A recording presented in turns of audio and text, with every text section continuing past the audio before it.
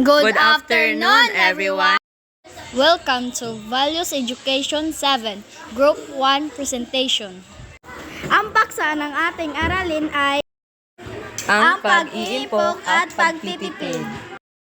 ano nga ba ang pag-iimpok at pagtitipid?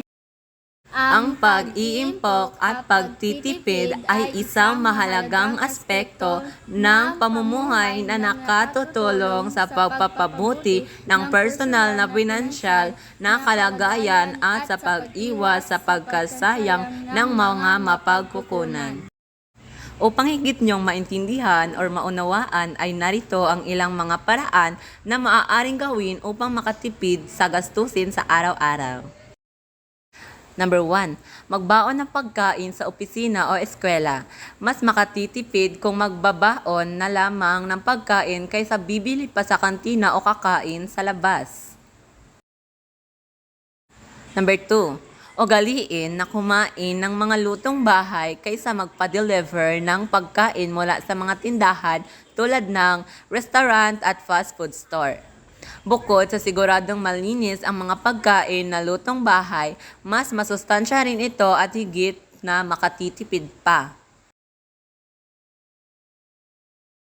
Number 3. Ugaliin na maglakad lalo kung malapit lang ang pupuntahan.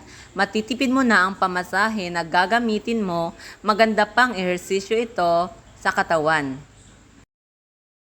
Number 4. Piliin mamili sa pampubliko pamilihan sapagkat higit na mababa ang presyo ng mga bilihin sa mga lugar na ito. Maaari din makabili ng maramihan o tumpukan sa mas mababang halaga. Number 5. Gamitin ang load ng cellphone sa mga importanteng bagay lamang tulad ng pagpapadala ng mensahe or text sa mga magulang, guro, kamag-aral at iba pa. Iwasan din na gamitin ang iyong internet data load sa paglalaro ng online games o maglaan lamang ng 1 to 2 hour sa paglalaro. American Academy of Child and Adolescent Psychiatry 2022. Gawin lamang ito kung tapos na sa paggagawaing pangpaaralan. Number 6. Maglaan ng takdang oras para sa paggamit ng TV, computer, at iba pa. Kung hindi naman ito ginagamit ay i-off ang mga ito. 7. Ugaliing patayin o i-off ang ilaw o light bulb kapag hindi na kailangan. Huwag hayaan na nakabukas lamang ang mga ito.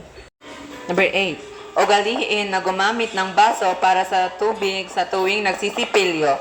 Mainam din na gumamit ng planggana sa tuwing naghuhugas ng plato at timba sa tuwing maliligo. Sa ganitong paraan, maiiwasan mo na matapon ang tubig mula sa gripo. Number 9. Piliin ang mga lokal na produktong gawa sa inyong komunidad kaysa sa mga gawa sa ibang lugar. Higit na mura ito dahil hindi kinakailangan na gumastos para sa pag-aangkat ng mga product. Sa bawat produktong iyong bibilhin, makatutulong ka rin sa pag-unlad ng maliit na negosyo sa iyong komunidad. Kalaunan ay mapagpaunlad sa ekonomiya ng iyong bayan. Number 10. Ugaliin bumili sa mga pangangailangan lamang at iwasan ang paggastos sa mga luho o mga bagay na hindi mo kailangan upang mabuhay tulad ng mga mamahaling damit at gadgets.